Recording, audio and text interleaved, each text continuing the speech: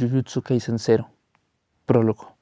Más allá de las nubes, los relámpagos alzaban la voz como un niño recién nacido. Debajo de un cielo plomizo y estancado, montones de esferas de agua azotaban y reventaban contra el asfalto endurecido. Las gotas de lluvia sonaban como un alarido al romperse y ocultaban las voces de la ciudad. Un día sin sol, un día melancólico, del tipo en el que suceden cosas absurdas. En la esquina de un aula, al fondo del pasillo cubierto en penumbra, se encontraba Yuta Okkotsu, junto con otros 4 alumnos, que se habían quedado después de clases. Pareciera una escena típica de la vida de un estudiante de bachillerato, pero la vibra que despedía no era nada idílica. Los otros alumnos habían acorralado a Yuta y sonreían con un gesto retorcido, mientras uno de ellos grababa todo con su smartphone. «¿Cuánto tiempo sin vernos, Okkotsu?», dijo uno de los estudiantes, un tipo corpulento y que dio unos pasos hacia Yuta. El chico parecía perversamente alegre, la nariz temblaba, su respiración era agitada y tenía las mejillas un poco ruborizadas. Sin duda, su nivel de excitación era muy elevado. Solo un adulto incapaz de volver al pasado podría creer que los días de un estudiante tenían algo de refrescante y no tendría reparo en embellecer con descaro sus recuerdos de aquellas épocas. Pero la ventilación en las escuelas es deficiente, el aire se ensarrece, y si los niños se ven expuestos todo el tiempo a ese tipo de contaminación, crecen dañados. Aquel chico era un ejemplo de ello. Estaba buscando una salida de placer malsano a través de violencia y el bullying utilizado a Yuta como objetivo. Pero el muchacho, la actitud temerosa de su víctima era quizás más estimulante que una chica hermosa. «No te acerques». Yuta logró articular un murmullo que parecía desaparecer bajo el ruido de las gotas de la lluvia, aferrándose a la ventana de su espalda. «Oye, no digas cosas tan tristes. Te pido que no lo hagas».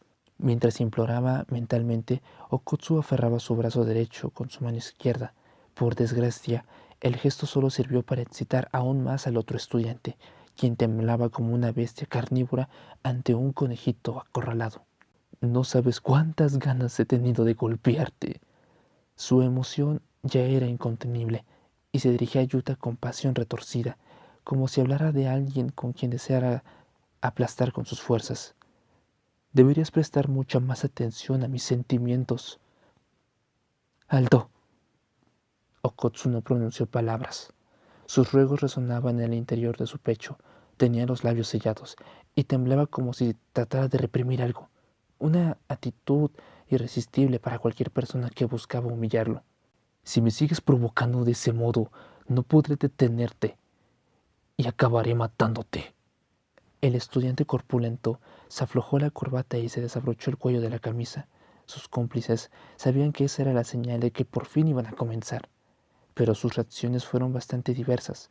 Sonreían con perversidad, grababan la escena o jugueteaban con sus móviles, como si no les interesara lo que estaba sucediendo, aunque coincidían en una total falta de empatía con el sufrimiento ajeno. En determinado momento comenzaron a emocionarse y se acercaron también a Yuta. Había llegado el momento. «¡No salgas! ¡Rika-chan!». Yuta finalmente pudo elevar la voz. No obstante, la tragedia ya era inevitable.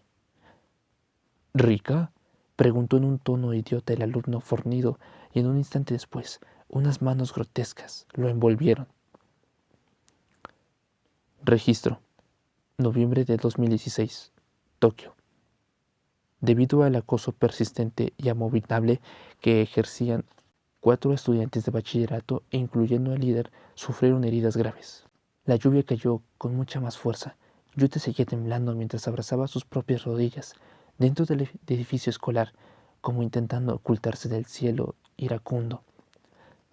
«Lo siento, lo siento, lo siento, lo siento», murmuraba una y otra vez. Nadie escuchaba sus disculpas, pues los muchachos que antes lo rodeaban ya no estaban frente a él. Un líquido rojo y brillante, distinto del aguacero que caía sobre la ventana, goteaba sobre el suelo desde el interior de un casillero para implementos de limpieza ubicado en una de las esquinas del aula. Era sangre, una gran cantidad de sangre derramándose, formando un charco que manchaba los pies de Okkotsu, quien sintió la necesidad de culparse a sí mismo. y por eso seguía recitando con toda sinceridad sus disculpas, aunque cuando sabía que nadie podía escucharlo. Lo siento, lo siento, lo siento, lo siento.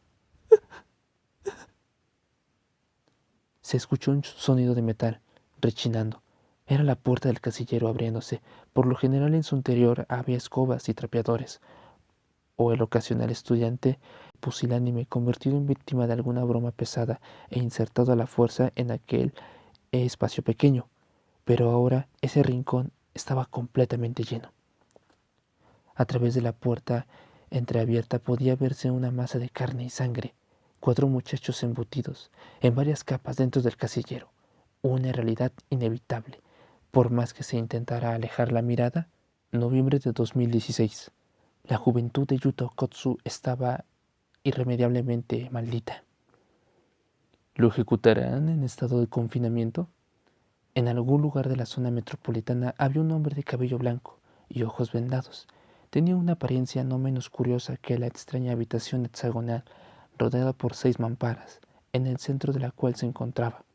Hablaba con personas detrás de los paneles, como si pudiera verlos a pesar de los ojos encubiertos. ¿Es ridículo? ¿No les parece? La voz del hombre revelaba un profundo rechazo, y con ello también planteaba su desacuerdo con la decisión de las 6 siluetas humanas ocultas detrás de las mamparas.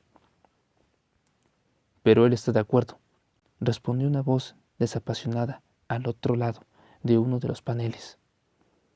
Tenía un tono deshonesto y pesimista, como de alguien que intentaba poner a otras personas por las responsabilidades de sus actos. Quizá por eso el hombre del centro de la habitación siguió oponiéndose a sus palabras. Es un menor de edad. Es un chico de 16 años. Y además, no sabemos cuánta gente ha matado con su maldición. Ya superó a 2 hechiceros de 2º grado y uno de 1º.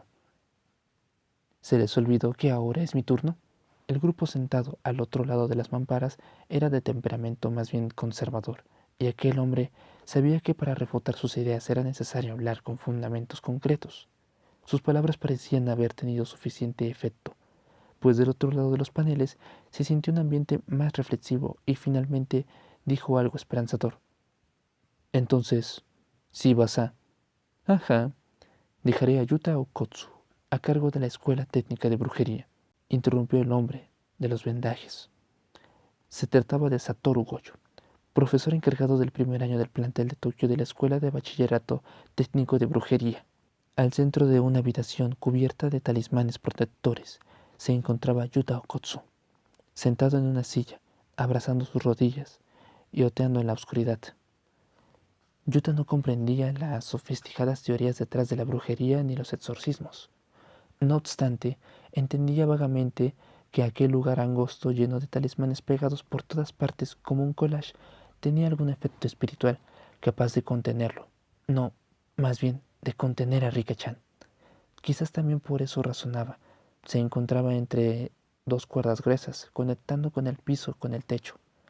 Le daban una sensación semejante a las que se usaban en los templos sintoístas para delimitar áreas consagradas o proteger contra espíritus malignos, pero mucho más gruesas y con una apariencia espeluznante. Sin duda toda la habitación era una especie de contenedor creado con el fin de mantener encerrados a Yuta y a Rika.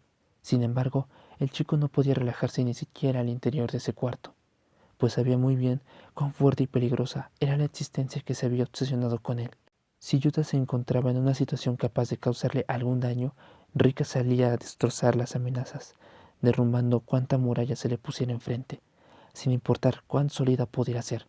Y así el muchacho había aceptado una ejecución como remedio. Aquella prisión no podía contenerlos, y por eso era necesario desaparecer de este mundo. Rika ya había lastimado una gran cantidad de gente. Yuta se había revestido de tales emociones autopuntativas y oteaba al profundo de la oscuridad mientras se aferraba a sus rodillas. Su plan era seguir haciéndolo hasta perder la conciencia y caer muerto. Pero entonces, sin esperarlo, apareció un visitante. Era Satoru Goyo, quien se acercó con un paso tranquilo, sin el menor rastro de nerviosismo, como si se paseara por una rambla, muy conocida donde sabía que no había ni un solo peligro. Cuando estuvo frente a Okkotsu, levantó un brazo derecho y le mostró un extraño pedazo de metal retorcido que lucía, a primera vista como el hecho de un metal suave o como una pieza plateada de arcilla, de juguete, con punta y de un nudo, aunque en la realidad se trataba de un trozo de acero inoxidable. ¿Qué es esto, Yuta Okotsu?, preguntó Goyo, levantando el objeto para que el chico pudiera verlo con claridad. Era un cuchillo, respondió el chico, identificando el extraño artículo. Intenté matarme. Sin embargo, Rika se interpuso. ¡Qué macabro! La reacción de Satoru resultó un tanto sosa. Dejó caer al suelo despreocupadamente el cuchillo. Se escuchó un leve ruido metálico. A partir de ahora irás a un nuevo bachillerato. De ninguna manera. Ya no quiero lastimar a nadie. Así que jamás saldré de aquí, lo afirmó muy decidido. Y no era mentira, pues aquel joven poseía un fuerte sentido de la ética y sería responsable con su propia vida de todo lo que sucedía a su alrededor. Goyo lo tenía muy claro. Pero es muy triste estar solo, ¿no? No podría convencer al chico con tanta facilidad. También sabía eso, pues Yuta, independientemente de la presencia que lo embrujaba, seguía siendo un chico de 16 años. Sin duda sentía terror y remordimiento. La decisión de vivir o morir no dependía de la lógica ni las teorías, y aún estaba en una edad en la que tenía mucho por aprender. Nada, ni la racionalidad del mundo adulto, ni una poderosa maldición tenía el derecho de negarle a nadie las miles de juventudes. Dependiendo de cómo uses la maldición que te ataja, puede ayudar a la gente. Sin duda, y a juzgar por los hechos, Yuta Kotsu era un peligro. No obstante, solo era porque no sabía nada, y en la escuela técnica de brujería, bajo la guía del profesor Satoru Gojo, aprendería acerca de las maldiciones, los métodos de la brujería y cómo vivir en un mundo repleto de maldiciones. Aprende a usar tu poder. No es tarde para empezar de nuevo, dijo Satoru Gojo, con quien le hablaba a un niño, para inspirarlo. Yuta lo escuchó con la cabeza baja.